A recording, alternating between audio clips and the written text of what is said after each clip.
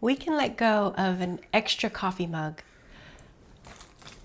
but the stuffed animals from childhood, or the very first drawing your child ever made? What about your baseball card collection? That's different.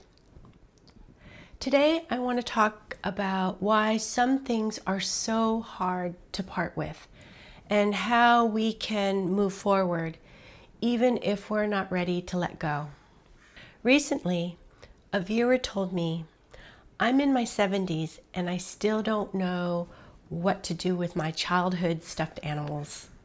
Another said she's saved her mother's fine china collection, and even though her kids don't want it and she has her own dishware, she still can't let it go. And I totally understand all these different scenarios. These aren't just objects. They're tied to identity, love, family, and memory.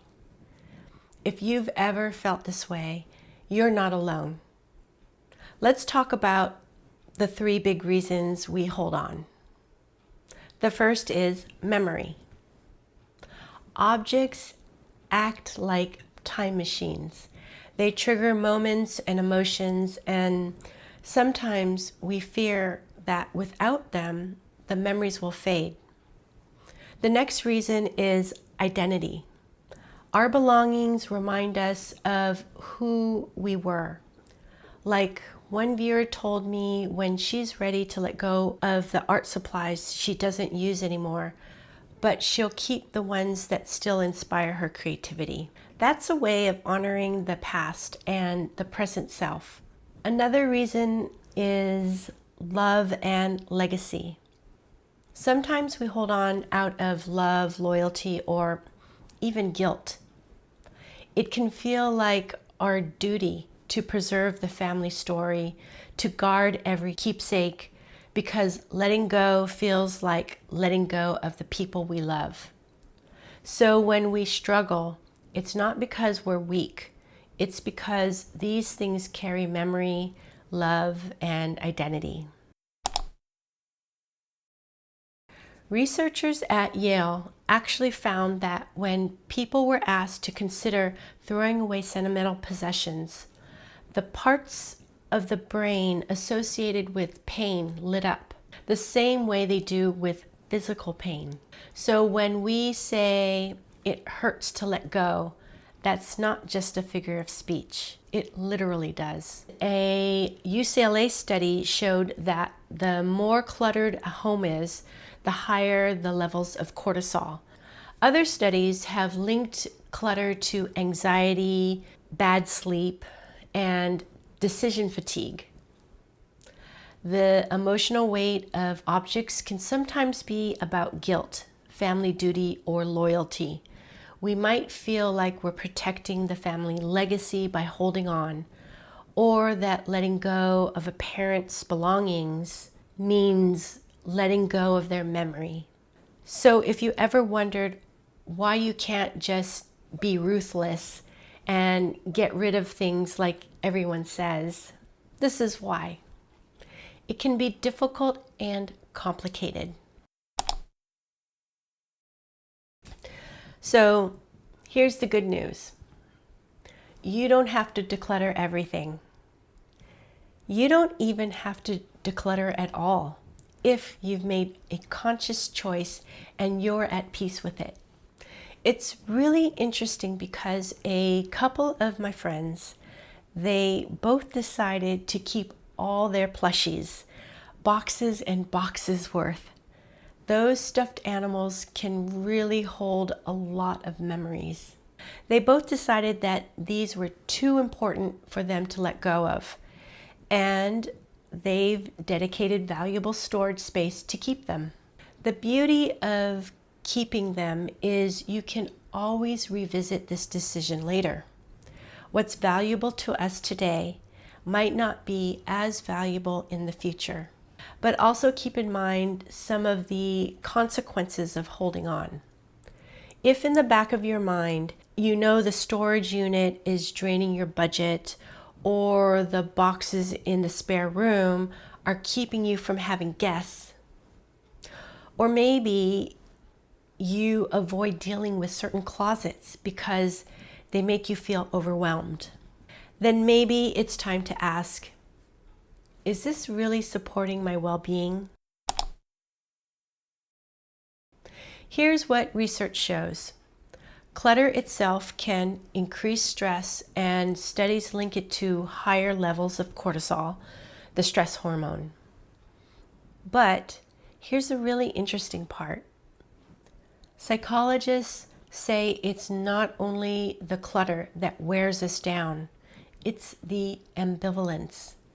When we're stuck between should I keep it or not, over and over, our brain never gets closure.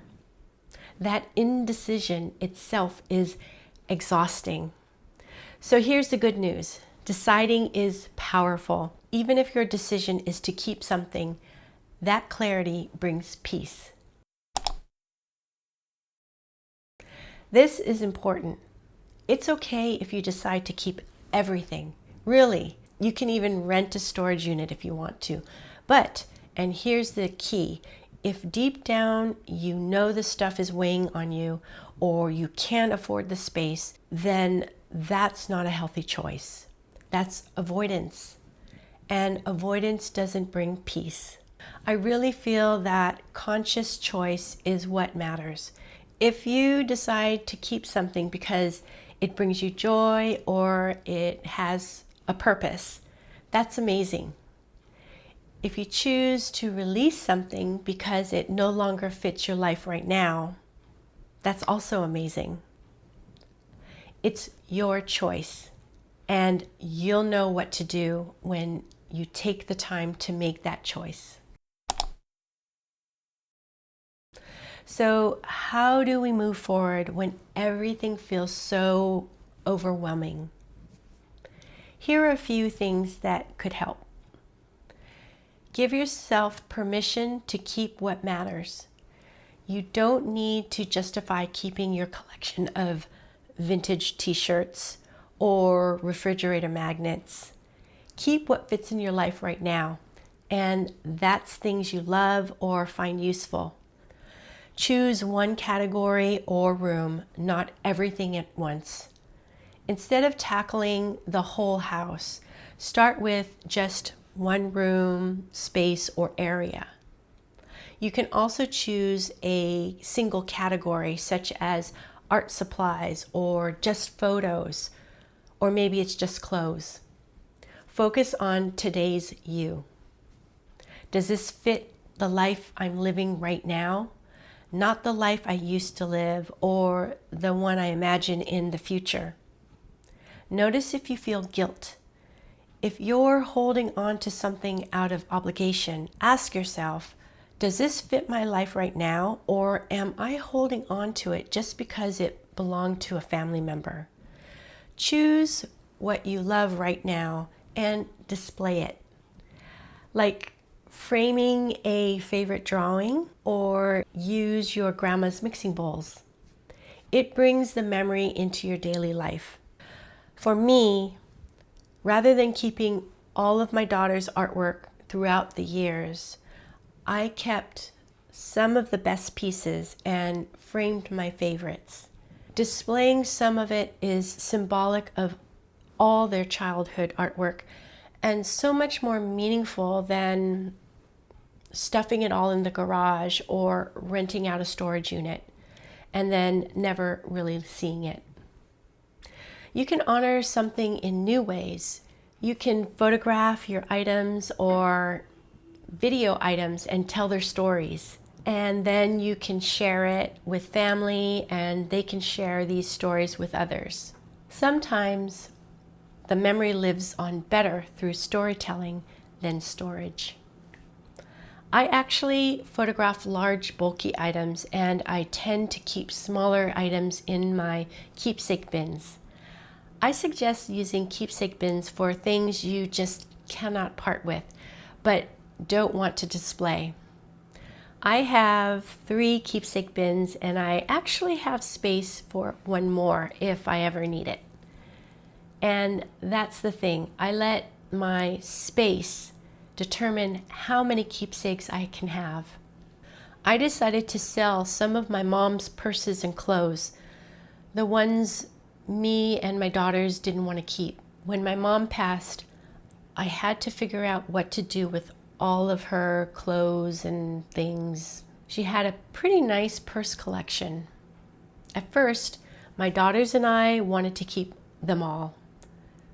I could remember her using them even back in the 70s. But I realized keeping them all was unrealistic for me. It was a waste of space. I knew I wouldn't use them all, and I also knew my mom's memory wasn't tied to all those purses. So I chose 2 to keep, and I sold the others. So I know those other purses went to new homes where they will be used and loved. After making a decision, keep, display, or release, check in with yourself. Do you feel lighter? Relieved? That's a sign you're moving in the right direction. So if you're holding on to things that feel impossible to release, whether it's your mom's purses, old work clothes, or boxes of stuffed animals, know that you're not alone, and moving forward isn't about forcing yourself to let go. It's about making conscious choices, honoring your life as it is today, and being content with whatever you decide. Because the real freedom isn't in having less, it's in finally feeling at peace with what you keep. If you're navigating this too, figuring out what to keep, what to release, and how to live well in this season of midlife and beyond, I'm so happy you've joined me here on my channel. I share gentle inspiration on decluttering, frugal living, and starting over after 50. Let me know in the comments, what's the latest conscious choice you've made in your decluttering journey? I'd love to hear all about it. Thanks so much for joining me. Finding wellness isn't about having a perfect home. It's about creating space for the life you want to live right now.